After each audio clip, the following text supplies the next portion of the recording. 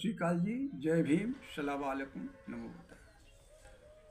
मेरे भारत के मूल निवासियों, अभी पीछे हमने आपको कई घटनाएं बताई और फिर से हम घटना बताने जा रहे हैं जो दलित समाज के लोगों के साथ अन्याय और अत्याचार होता है।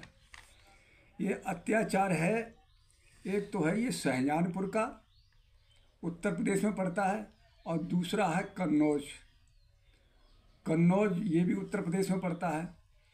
दोस्तों, ये शाहजहानपुर और कन्नौज, यहाँ पर मिड डे मील जो चलता है, यानी बच्चों को जो भोजन दिया जाता है, तो इन स्कूलों में जो खाना बनाने वाले थे, रसोइये थे, ये दलित समाज से थी।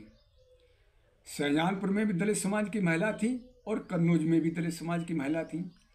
ये हमारे पास पेपर में आया था, हमने पढ़ा था।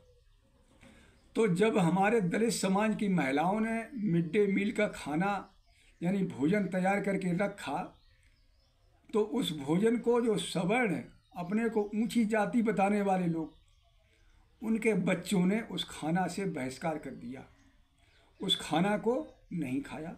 बोले ये दलित समाज का बना हुआ खाना है, इसको हम नहीं खाएंगे। अगर हम इस खाना को खाएंगे तो हमारे घर पे मेरी पिटाई होगी। यानी मनुवादी व्यवस्था के लोगों ने अपने बच्चों को समझाया कि जो महिलाएं दलित समाज की हैं, जो खाना बनाती हैं, उनके हाथ का बना हुआ खाना आप मत खाना। अगर आप उस दलित समाज की महिलाओं का खाना खाओगे तो आप नापवित्र हो जाओगे, इसलिए उनका बना हुआ खाना मत खाना। मेरे देशवासियों, भारत का ये जो छुआछूत का भयंकर रोग है, ये मनुवादियों की ही देन है।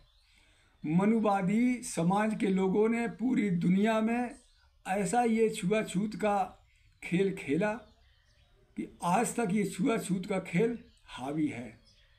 ये छुआछूत का जो रोग है वो बच्चों में, बुजुर्गों में, नौजवानों में हर जगह मिलेगा। गांव में मिलेगा, शहर में मिलेगा, हर जगह। ऐसी कोई जगह नहीं है जहाँ पर छुआछूत का ये भूत सवार नहीं है। जब बच्चों ने उनका खाना नहीं खाया तो उन महिलाओं के दिल पर क्या बीती होगी जिन्होंने खाना बनाया था। अगर सवर्ण खाना बनाता है और वो खाना दलित समाज के बच्चे नहीं खाएं तो फिर ये लोग क्या करेंगे। तो मेरा तो यही कहना है कि अगर तुम्हारे साथ छुआछूत होता है तो तुम भी छुआछूत मानो। तुम अपने बच्चों को समझाओ कि इनके हाथ का भोजन, मनुवादियों के हाथ का पानी तक न पियो। मेरे भारत के मूल निवासियों, दलित समाज के लोगों, पिछड़ी समाज के लोगों, आदिवासी समाज के लोगों, जब तक आप मुंहतोड़ जवाब नहीं दोगे, ईंट का जवाब पत्थर से नहीं दोगे, तब तक आपके साथ ये अन्याय और अत्याचार कभी रुकेगा नहीं। अरे जब वो आपसे नफरत करते हैं तो आप भी नफरत करो। अगर दलित समाज का लोग, कोई व्यक्ति तुम्हारा खाना बना है और उस खाने से सवर्ण लोग नफरत करते हैं तो आप भी नफरत करो। आप उनके बना हुआ खाना क्यों खाते हो? आप उनका छुआ पानी क्यों पीते हो? जितनी वो नफरत करते हैं उतनी आप भी नफरत करो। आप इनसे इतनी नफरत करो कि अगर वो आपके सामने से निकलते हैं तो वहाँ जो है उस रास्ते पर तुम थूको, जिससे वो जो रास्ता तुम्हारा पवित्र हो जाए।